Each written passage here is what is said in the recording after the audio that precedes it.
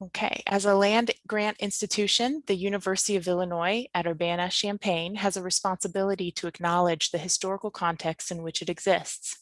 We are currently on the lands of the Peoria, Kaskaskia, Piankashaw, Wea, Miami, Mascoutin, Odawa, Sauk, Meskwaki, Kickapoo, Potawatomi, Ojibwe, and Chickasaw nations.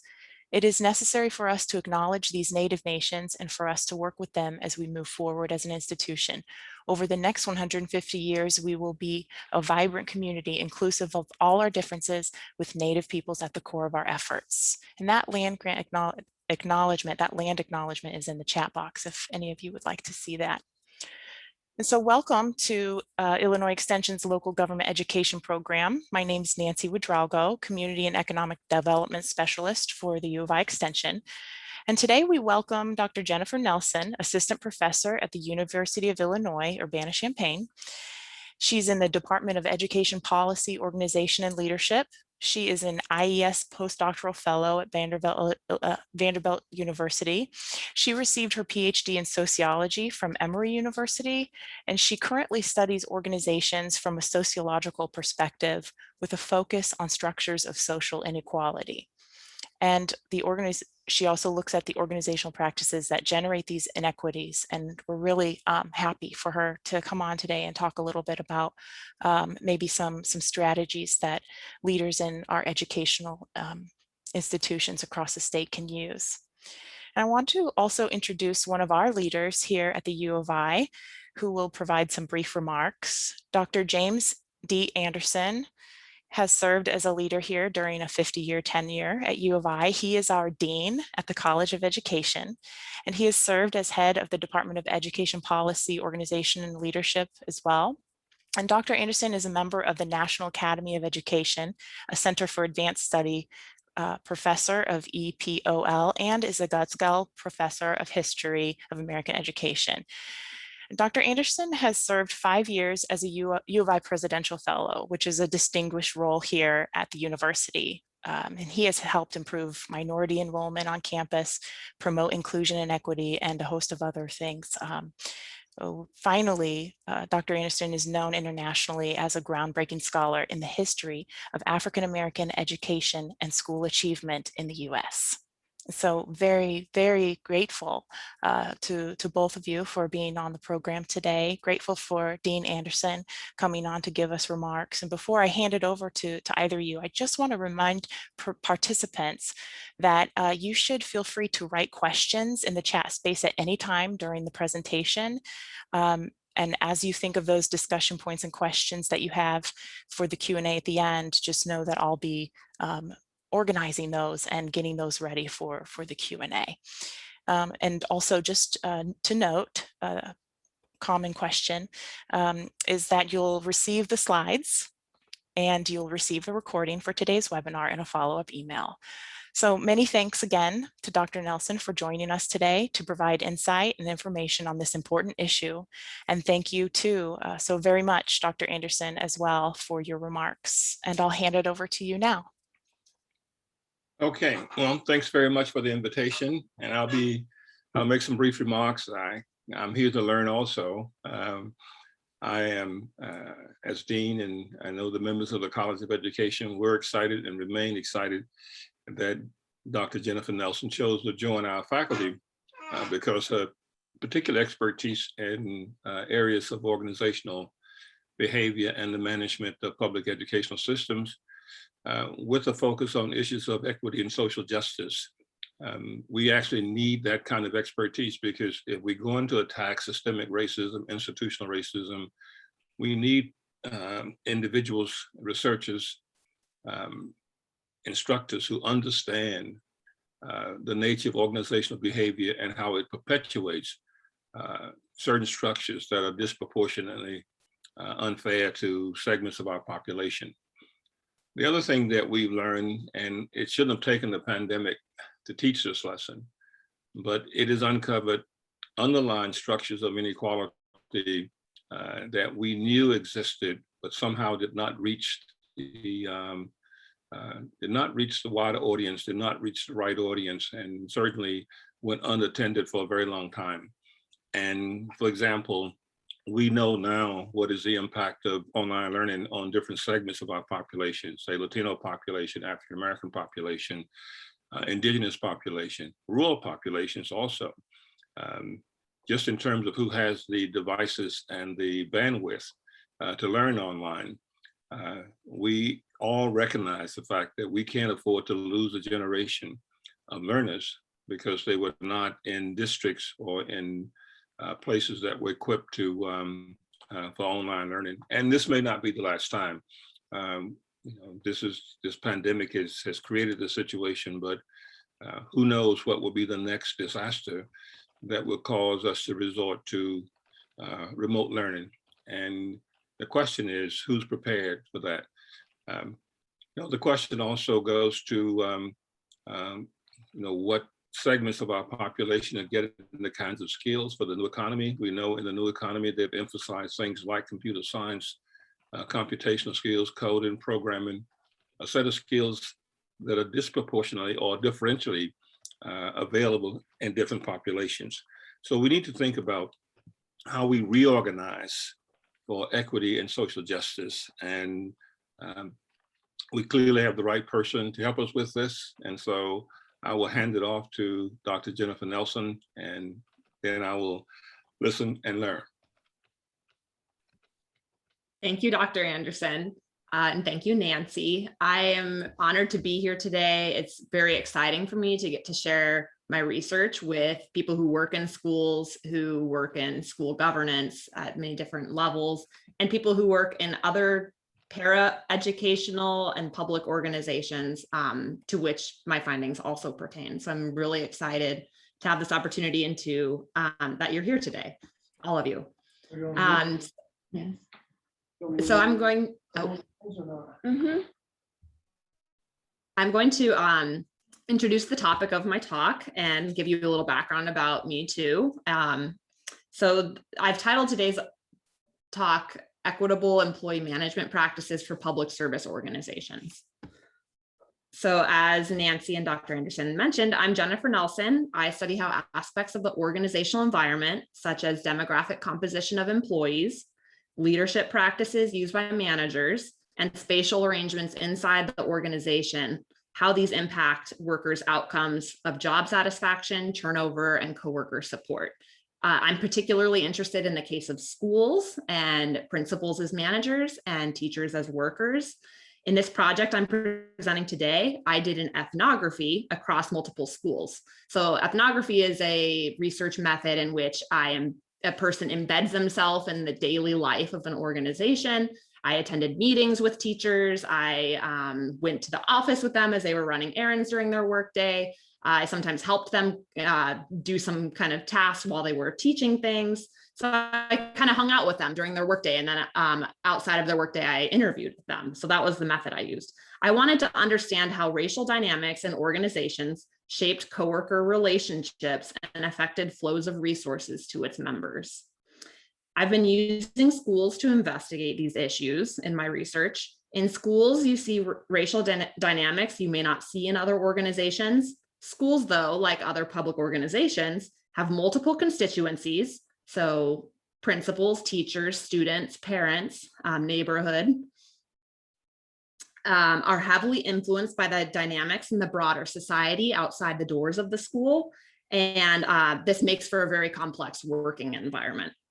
I happen to know this context well based on my prior work experiences. So prior to graduate school at Emory, I was a high school teacher in a public school for 3 years. That experience exposed me firsthand to the importance of coworker relationships for doing the job of a teacher.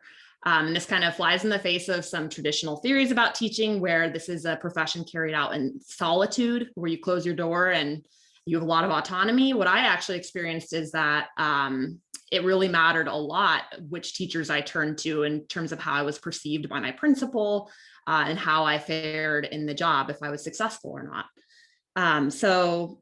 And another thing to note in terms of my interest in demographics of organizations. So in my work experience as a teacher, I was one of few white teachers in my school.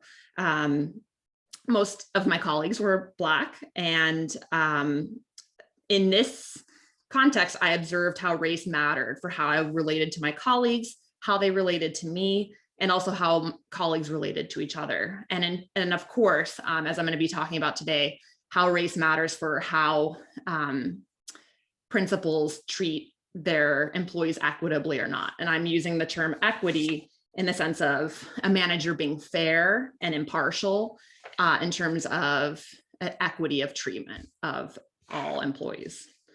So these kinds of questions drove me to the research I'll be sharing with you today.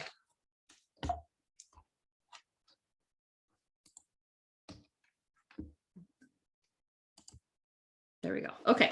So before I get started, I just want the big picture to be kind of at the forefront. So on the research side, the overall big picture of what I'm presenting today, the takeaway, what I'll be showing is as people managers in complex organizations, school principals make non-strategic decisions every day that have unequal effects on their white teachers and teachers of color. So these decisions, I'm calling them organizational practices. You could call them management practices. They may seem trivial to you as a manager. However, with equity among teachers as a goal or as the goal, these practices are not trivial. And on the practice side, the goal of this presentation today, towards the end, I'll be presenting kind of a link to next steps you can take as a leader. So you can think about elements of your own practice and your own day-to-day decision-making in whatever leadership role you're in, and consider things you might change to ensure greater equity for your employees or your colleagues. So just, I think Nancy already mentioned a lot of this in her introduction of me, but I'm an assistant professor. So I just began working at the University of Illinois this year. The Midwest is not brand new to me though. My entire extended family lives in Illinois. So I've been coming to Illinois growing up. So it's really exciting to be here now. I bring a background in sociology. So sociologists are interested in the question, why is that? So looking at patterns we see in society and interrogating how things came to be this way. How did arrangements become the way they are? I'm a former K-12 teacher, and I think it's really important to point out that I'm white since I'll be talking about racial dynamics in schools. And in the Q&A, I'm happy to talk about how my racial identity impacted the research that I did. And then I just wanted to kind of say what motivates me in my role as a researcher of schools. So I'm trying to understand how organizations work and how people behave in them. As Dr. Anderson mentioned, this idea of organizational behavior. So the idea there is that organizations are set up in a way that actually affects the way people inside the organizations behave. And I always aim when I'm doing research for the response, if I share my results with my participants, that they'll, be both on the one hand kind of surprised, like, oh, aha, I hadn't actually thought about that, or I don't think about these issues very much, but that does make sense. So I want it to be surprising to them, but then also that they learn something from it. So the idea is making the ordinary strange. That's not my quote. That's just kind of a thing that sociologists say.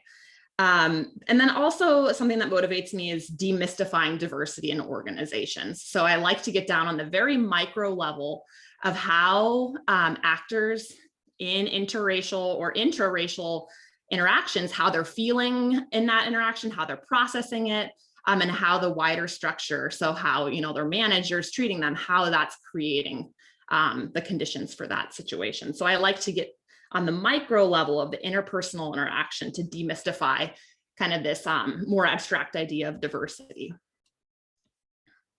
Okay, and I wanted to also start off by pointing out kind of this idea of strategic management practices versus non-strategic management practices. The reason being that I'm going to be talking today about what might appear to be non-strategic practices. So from prior research in education and public administration, I just picked out a few from the research. This is not an exhaustive list, but some strategic things that managers do, meaning they plan out in advance how they're going to attack a problem or address a problem to try to meet a goal. So some strategic practices could be retention strategies. So using personnel data to try to encourage really good performers to stay and to encourage not as good performers to leave. That would be a strategic practice. Secondly, recruitment strategies. So one of these articles I mentioned here talks about branding, like what is your organization unique for, and trying to get people to join your organization based on its reputation. Another strategic practice could be how you make sure employees pass on knowledge from the tenured employees to the new employees. And a fourth one could be how you motivate employee performance. So an example there would be merit pay for teachers. So these are all strategic practices that managers of educational organizations would use in advance trying to reach some kind of goal. Versus, I guess what I'm calling everything else. So these are things that probably aren't in the forefront of a principal's mind.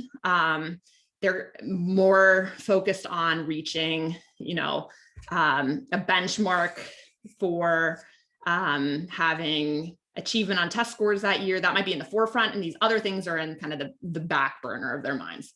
So what I'm going to be talking about today, some of these non-strategic practices, or what seems non-strategic, how you as a manager quickly fill vacancies, how you as a manager or principal arrange the physical workspace. So in the case of schools, this would mean how you assign teachers to different classrooms and different hallways in your school space.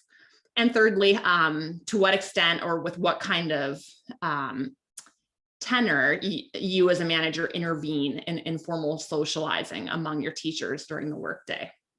So I'm going to be fleshing out these three different practices.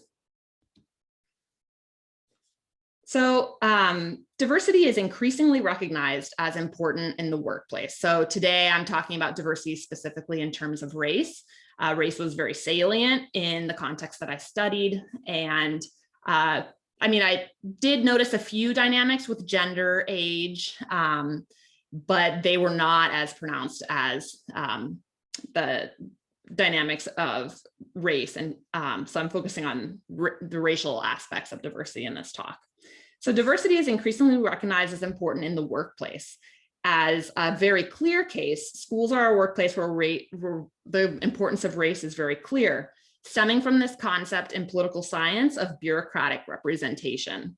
So that's the idea that those in service roles should mirror the demographics of the population they're serving. And this is backed up by a lot of research that shows the benefits of this matching. So three trends kind of highlight this concept of bureaucratic representation in schools. So first, there's just basic demographic trends whereby more than 50% of the nation's children who attend public schools now are non-white. However, non-white teachers represent only 18% of the teaching workforce. So there's a clear lack of bureaucratic representation. Second, there's a plethora of studies and education research that document how racial matching between teachers and students significantly influences better academic and disciplinary outcomes for minority students, such as placement in honors classes, lower suspension rates, and higher student attendance. So that shows us the importance of organizations making a priority of recruiting teachers of color. However, there's attention also to the declining representation of teachers of color in the teaching workforce, whereby among racial groups, teachers of color have higher turnover rates. And given these trends, it's important to better understand how to recruit, manage, and retain a diverse workforce.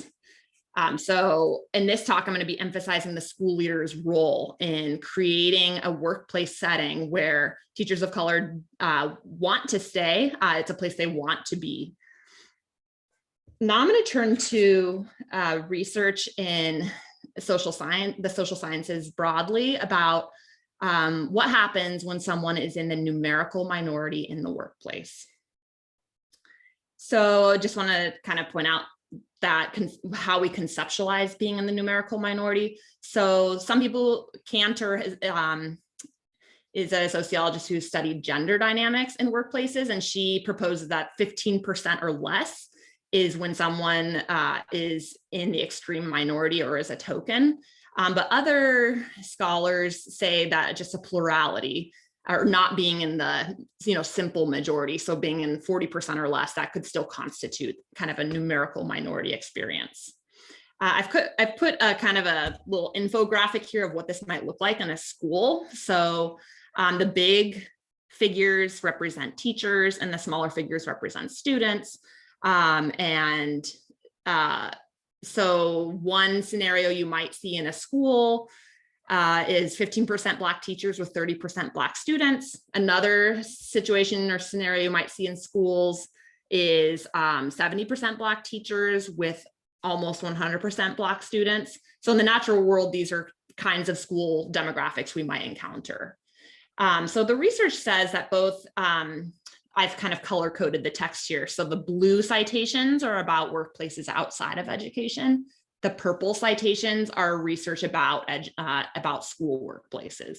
So mostly this research documents negative experiences and outcomes for employees who are in the numerical minority in their workplace. These range from experiencing stereotyping because of their demographic background, having to stifle their emotions, encountering in-group bias and competition with their own in-group. But there are some positive experiences and outcomes under some situations and for some groups, which can include interactional advantages or getting social support from your in-group to buffer you from negative experiences. So this kind of begs the question, what explains these mostly negative outcomes from just simply being in the minority? So now I turn to research on both race and organizations. So there's two major explanations for why minority experiences differ from those of the majority. And beyond that, why two minority groups experiences differ from one another. So the first approach I'm calling the status-based approach. So the basic idea here is that there are different types of numerical minority groups. You could be a societal minority group. So this would be a racial minority. So for instance, a Black teacher who in society is a minority member versus an organizational only minority group. So this would be the situation, for instance, of a white teacher who teaches in a school with mostly non-white colleagues, but out in society, that teacher is in the majority. So why is this important? Well, research documents pretty consistently that for these organizational only minorities, so this is for whites who step into a situation in which they're a numerical minority, what they experience in that situation is usually discomfort versus societal minorities who step into an organization in which they're also a numerical minority, their negative experiences derive from the experience of discrimination. So the root cause of these negative experiences is different for these two groups. And this links to different theories about race. So one theory that I think fits well with my findings here is called racial domination theory by Desmond and Emmerbear. So they propose that there's different types of racism. While some racism is on that micro level only of an interpersonal interaction, it may involve prejudices and stereotypes. There's a macro level racism, which is at the institutional level. So we can see kind of the link here, how two different minority groups are contending with different types of racism. And there's debate within the race literature about whether, interpersonal slights can actually be called racism. But that's beyond the scope of what I'll talk about today. But the status-based approach really points out that different demographic groups are asymmetric to begin with because they come into the organization with different historical and societal experiences. Now, there's another approach, which I'm calling the organization-based approach. And the idea here is that things that organizations do actually magnify and can produce even more inequality between groups. So an idea here, I'm looking at the second bullet point there about how procedures in organizations can produce differences. So one way you could think about this is there's research by Lewis and Diamond. Amanda Lewis is actually at UIC in the sociology department. They studied a Midwestern high school and they found that disciplinary practices were enforced differently for white and Black high school students. And so the idea here is that the organization itself is running its procedures in ways that produce differences between groups. And another way to think about the organization-based approach is, again, this idea of things that appear to be trivial, but actually have pretty significant consequences for the members of the organization. So one study I really liked to talk about is the Small 2009. It's in the first bullet point. And he studied daycares, I think in New York City, and he found that something as seemingly trivial as whether a daycare center has a big pickup time window when you pick up your child, or a really tight short pickup window. Those with the short pickup window, those parents actually ended up forming more supportive relationships with each other, simply because they had the opportunity to bump into each other much more than at the daycare centers where the parents didn't bump into each other as much. So my study is building on this organization-based approach, but it's throughout my findings, I tie back to the status-based approach. So because my focus is in understanding minority group experiences and outcomes, and by minority here, I mean numerical minority in the organization. Because that was my interest, I purposely selected school sites with different demographic compositions. So these are all pseudonyms. I studied 4 high schools. So you see on the left, Pine Grove High School and Larksfield High School. So again, the figures on the top represent teachers. So in Pine Grove, about 2/3 of teachers are Black, about 25% are white, and 5% are other race, Asian or Latino, Latina, and almost all the students are Black. And Larksfield High School, about 60% of teachers are Black, and 35% of teachers are white. And again, almost all students are Black. And then in a neighboring school district, so this is all in one metropolitan area in the southeastern United States. So I'm calling this Surrey Ridge. They were actually split into 2 buildings, but they served 9th through 12th graders. So Surrey Ridge and Mount Summit had 10% Black teaching faculty and about 1/4 Black student enrollment, and 90% white teachers there. And then Crest Point High School is slightly different from the others. So 80% of teachers are white, 15% of teachers are Black, and then the majority of students are Black. That's what makes Crest Point unique from the others, because in the other schools, the student population mirrors the majority population of teachers. So in this project, I'm focusing on teacher composition, but principal and student demographics are important too. I focus on these constituents more in another paper that I'm working on right now. So again, I'm focusing on teacher representation right now. But it is important to point out that the principal race matches that of the majority student population in every school. So Pine Grove, Larksfield, and Crest Point had Black head principals, and Surrey Ridge and Mount Summit had a white head principal. So I spent a year shadowing teachers across these 4 traditional public high schools. This amounted to 11 months and 600 hours of observations. I did 98 interviews with teachers, 18 interviews with personnel, including the principals in the schools. And among the teachers, 35 of my interviewees are Black, 58 of the interviewees are white, and 6 were Asian or Latina. So these interviews lasted an hour or more and were accompanied by me shadowing them during their workday for at least half a day. All right, so first I'm going to introduce you to, I've mentioned these in a prior slide, but these are 3 organizational practices that I found that principals in these 4 schools used that shaped the relationships of teachers in each of their school contexts. So I'm focusing in this talk on the practices the principals used. In the paper that I wrote, I spend about half of the findings talking about why this matters for the outcome of teacher coworker support. So while I'm emphasizing today what the principals are doing, I think it's important to point out why that's important. I found that this affects the way teachers relate to each other. And then ultimately that affects what kinds of resources and help teachers can get from their colleagues. So, so these three practices, one was whether the principal hired via incumbent referral.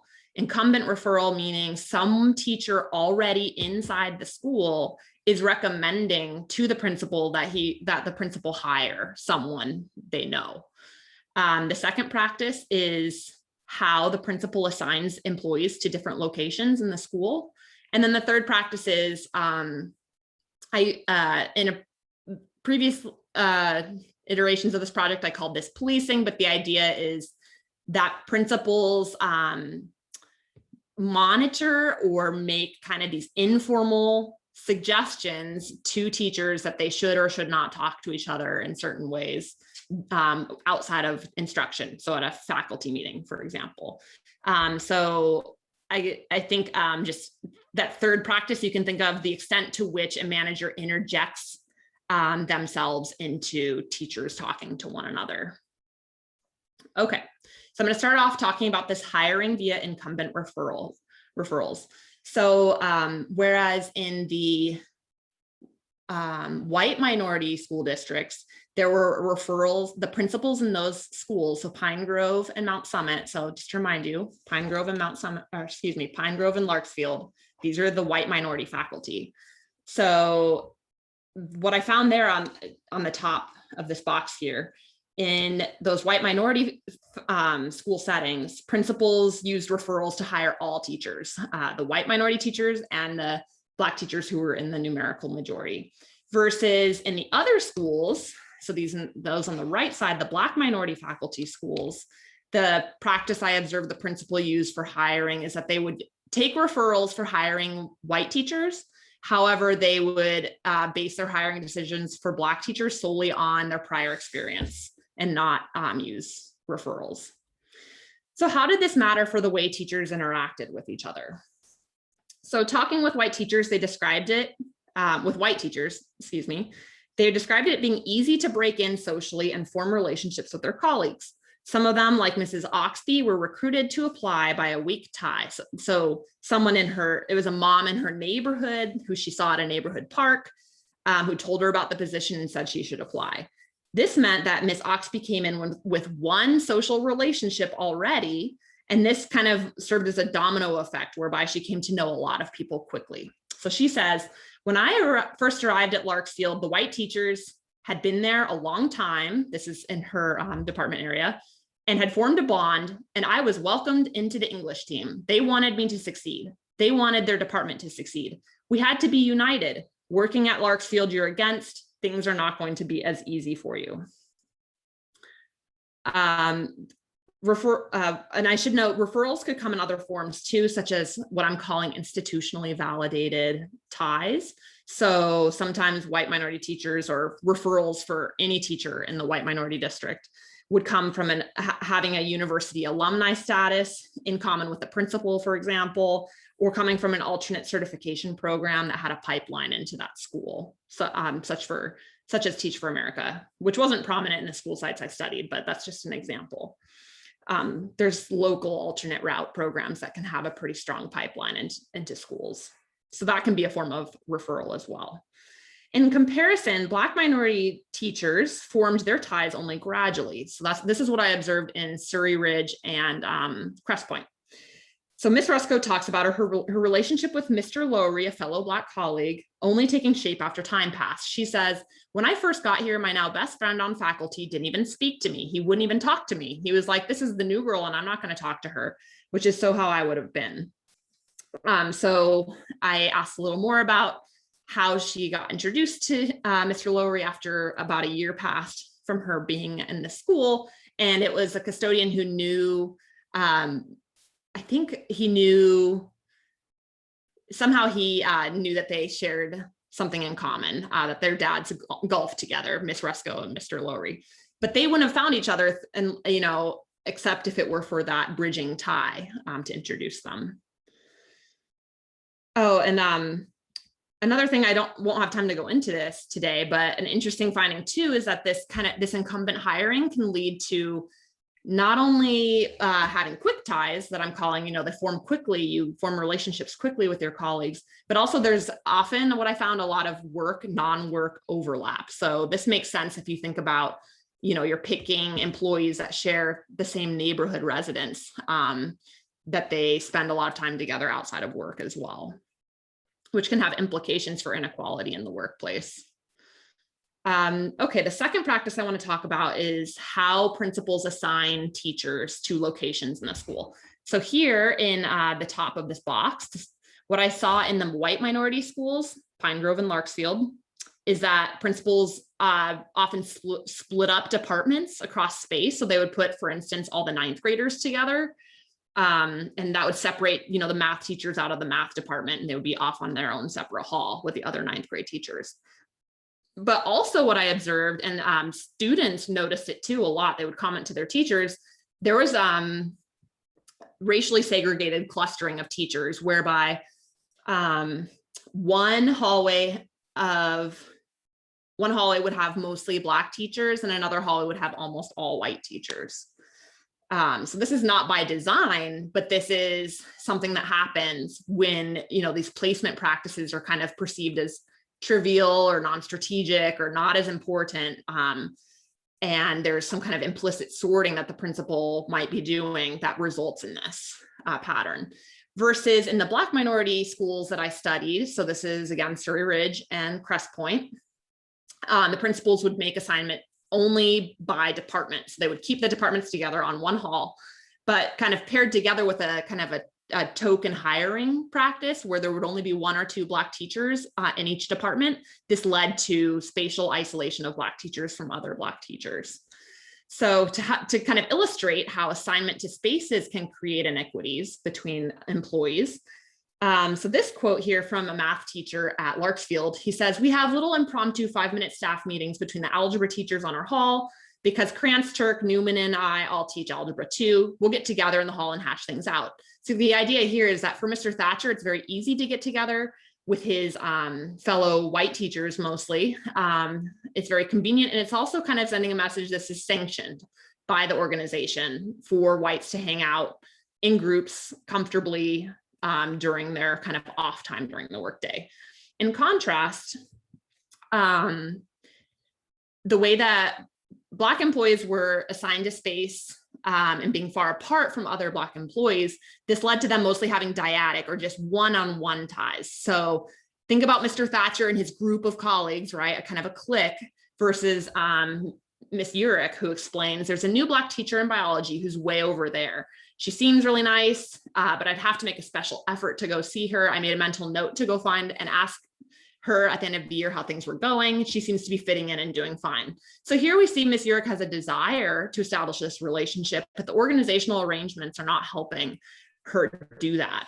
It's not convenient at all. And also of note, it's not a group either. This is kind of a one-on-one kind of friendship situation.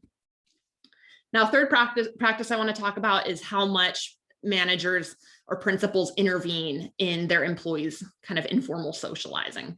So while this intervening was very minimal in the white minority schools, it was selectively done in the Black minority schools to Black minority teachers. So some examples here. So while observing, this is in the white minority context, while observing lunch rotations in the cafeteria, a white teacher, Miss Richardson, identified a group of 4 white teachers sitting near us. So they all have their chairs kind of bundled together and they're all sitting together. They have a club, we call it a club, and a student sitting nearby nods to say, yeah, that's true. They're always talking to each other. In contrast, Black teachers working in majority white settings rarely appeared in groups larger than a dyad, so two people. For Black minority teachers, group ties were off limits. At faculty meetings, administrators would ask Black teachers not to sit together. So these are not strategic practices. They're not sanctioned practices. These are just things that managers did, and principals did in the way they interacted with their employees day to day. So Miss Norton says, when we come together as a whole group, she's referring to Black teachers, we don't, we tried, we can't. I say we, I mean the minorities generally, it's a problem if we get together. I then asked Miss Norton, well, why is that a problem? She said, I think in all honesty, I'll tell you this. I've had several situations where it's like we get asked, why are you all sitting together? Spread out. And I think, why? They don't have to. You know, the majority doesn't have to. Why is it initially an issue when all the minorities come together in a group as if we're planning an uprising? My observations in the field during that year substantiated Miss Norton's account. So at the 16 faculty meetings I attended at the majority white schools, Black teachers almost never sat in groups of larger than 2. Whereas in the white minority schools, white teachers would routinely sit in groups of 3 or 4 and no one ever asked them to move. I also would like to point out, even when white teachers sat together in groups when they were not supposed to. So that was in this example with Miss Richardson. The teachers were supposed to sit 1 per class at their table with their students. And so these white teachers were actually going against procedures and no administrator asked them to split up. So these findings have, I think, pretty clear implications for managing schools and organizations. So first, school leaders need to more seriously consider how they make their hiring decisions, but I would also add to that tenure and promotion decisions. So here I'm linking back to the finding about using incumbent referrals for some groups, but not others, which can affect, you know, an employee comes in and they don't know anyone there and it takes them a while to meet people they know. Secondly, how you as a principal make spatial arrangements, kind of pause and think about what kind of criteria you use to put teachers in certain spaces in the school. And does this result in isolation or segregation by race? And thirdly, to what extent do you as a principal or leader involve yourself in employees' informal interactions? So I want to pause on this slide, and Nancy, would you pull up the poll? That's kind of a self-reflection piece. Okay, so I've kind of converted here some of these practices into things that you might be able to do in the role that you're in. So think about your own role as a leader in your organization. To increase equity, which of the following are potential action steps for you or your organization? So I'll have you read through those, and you can select which you might be able to incorporate into your practice.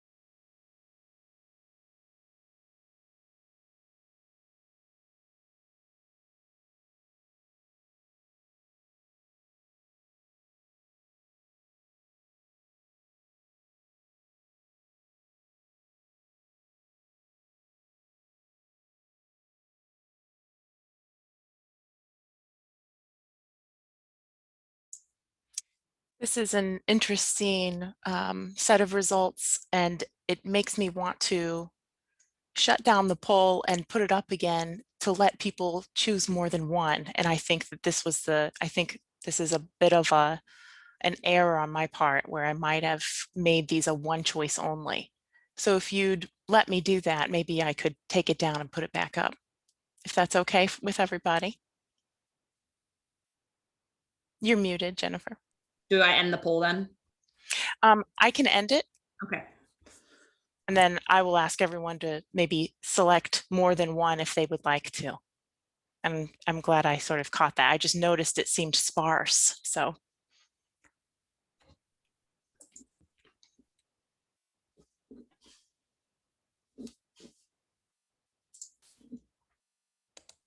let's see here. While Nancy is finding that, I did want to end with my contact information. So I encourage you to be in touch if you have any questions about what I've shared today. Also, if you have an interesting case of related topics we discussed today, or you're interested in having field work done to understand your organization better, please don't hesitate to reach out to me. I'm also going to put the paper, the final paper based on this project, I'm going to put that in the chat if you're interested to read more of the data.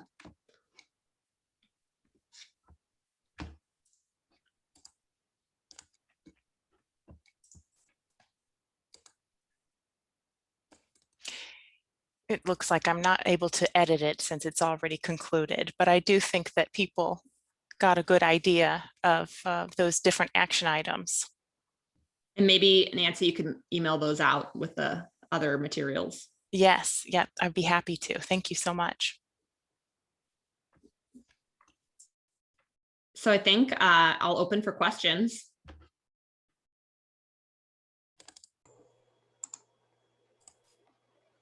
Okay, so far we've got, thank you, Jennifer. I see that you have added the paper in the chat box.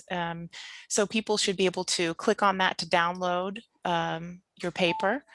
Have a nice comment here about the strategies to increase equity. Some appreciation to you for laying those out for us. Again, I'll be able to pass those out in the following follow-up email so that people can see those action items. That's great. And so what other questions do people have? We'll give you a moment to think of questions to ask Dr. Nelson. Now, I would just say, if you have something in the back of your mind that you wish that folks would take away today as they're leading their organizations.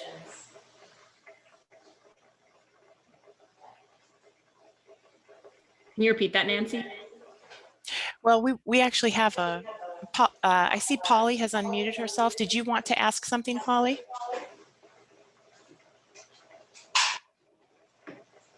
Or maybe not.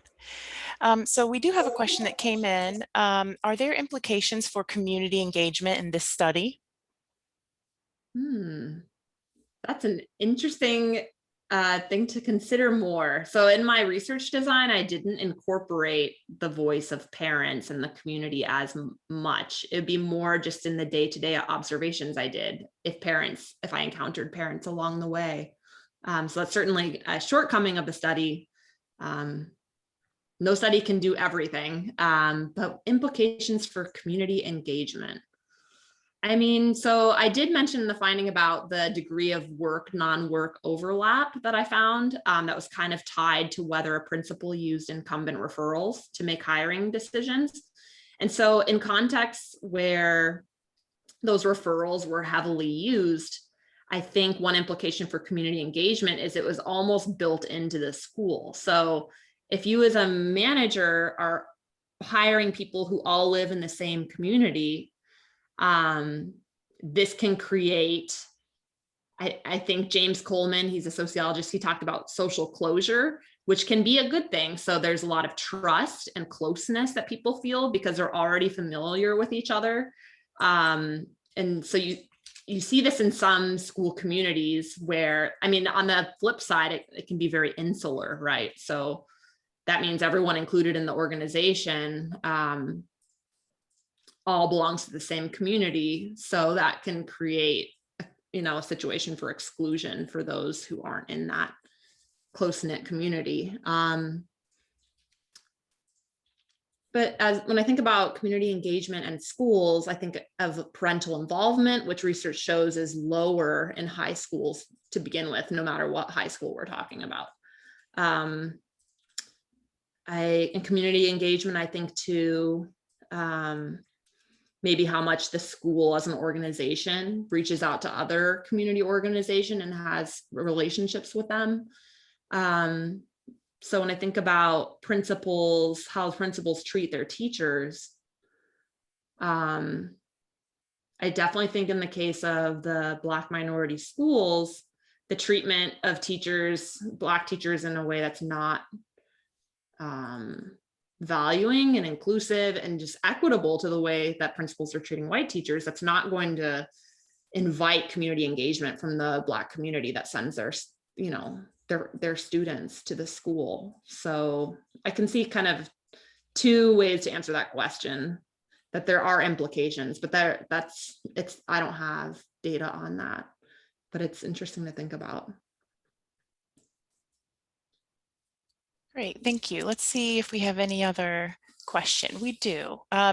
With bureaucratic representation, did you come across anything addressing the issue?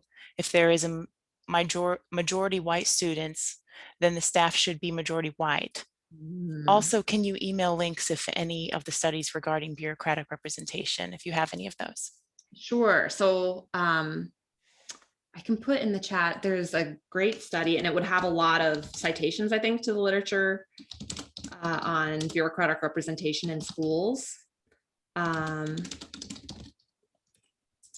This is one paper. And then in terms of the first part of your question, Dr. Hall,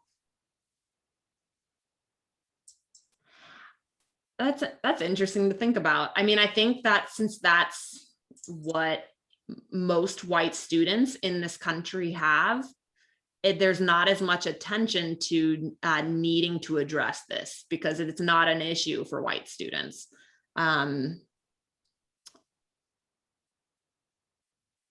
But there are some studies that actually, this is a little more complicated, and it's, I mean, not complicated, but it's not necessarily bureaucratic representation. There's some other theory to explain this.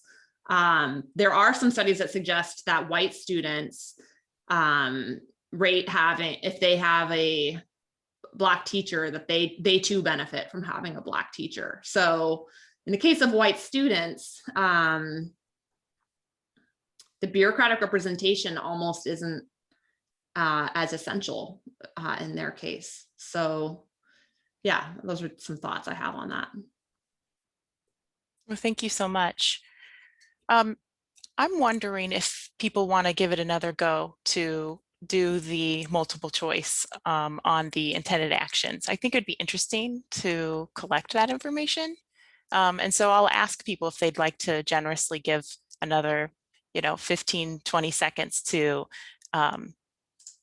perhaps sound in on a multiple intention of taking some of these multiple actions. And I'll just put this back up. And if you could click right on your screen for any of those sort of,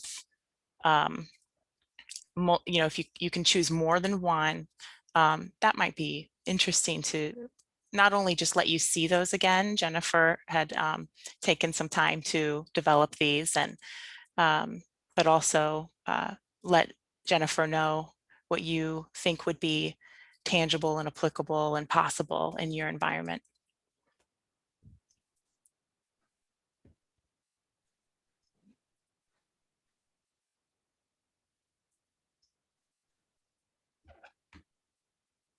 There, it's working.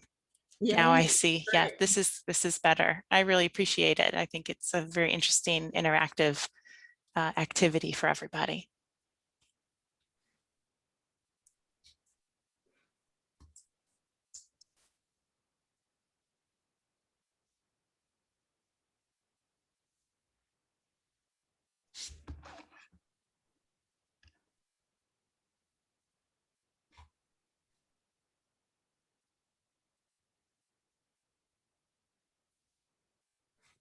Do you have a favorite of these intended actions to take? Do you have one that you feel would be relatively easy to go ahead and implement right away in schools?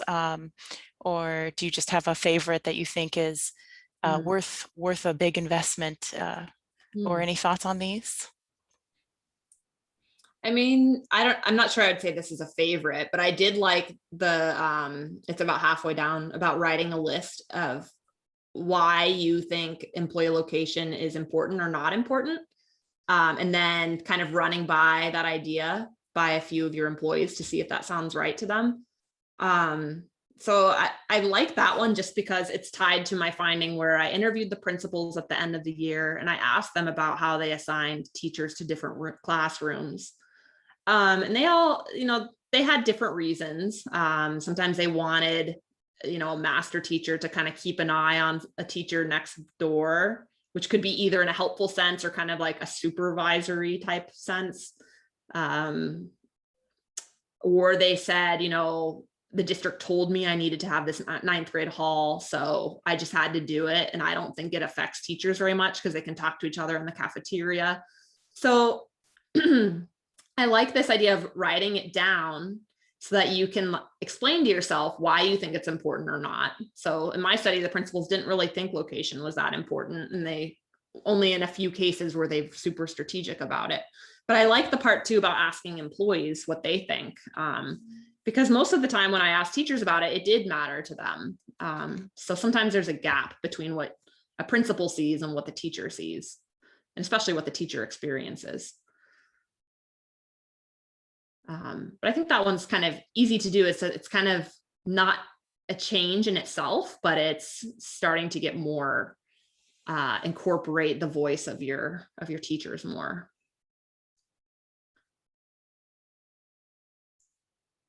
Thank you for that. I'm going to go ahead and end the polling. I think we got probably those who wanted to answer again have answered. It's a nice group, so we'll go ahead and if you want to, we'll send something in email, and if you want to respond with your choices or use this in the future or use this list, then that'll be fine too. And I will be copying Dr. Nelson on that follow-up email as well. And so if anybody has any additional questions, go ahead and put them in the chat now. We are nearing the 1 o'clock hour. Wondering if there are any remarks from either Dr. Nelson or Dr. Anderson, if there's any sort of lasting thoughts or encouragement or any comments that either of you would like to make. Yeah, I would, because listening to this, it reminds me of our college employees. We have searches, national searches for our faculty. And as a college, we have a faculty that's about 35%, at least 35% faculty of color. But with our staff, it tends to go through the informal kinds of referrals, because a staff member leaves and the ones that are there actually know the next person that would like to come in. Person may be highly qualified, but it's also someone who's likely to be from that group or that they know. And so if you contrast the diversity of our staff to the diversity of our faculty, it's a dramatic difference. And so the research that she has presented and the recommendations can make a substantial difference as to issues of equity and inclusion, depending on what pathway we take.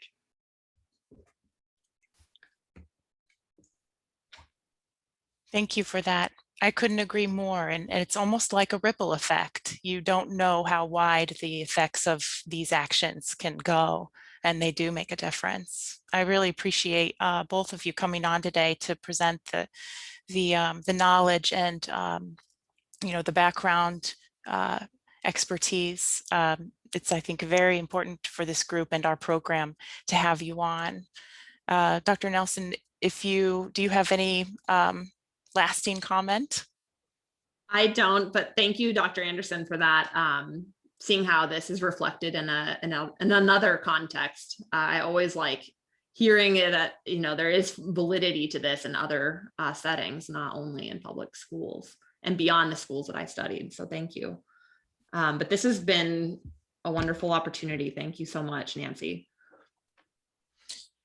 Well, no, thank you. And I hope everybody has a great rest of their day and a great rest of their week. Thanks for coming on, and thanks for the participation today. And I hope everyone stays well and continue to make as much of a difference, a positive difference as you can. Thank you all.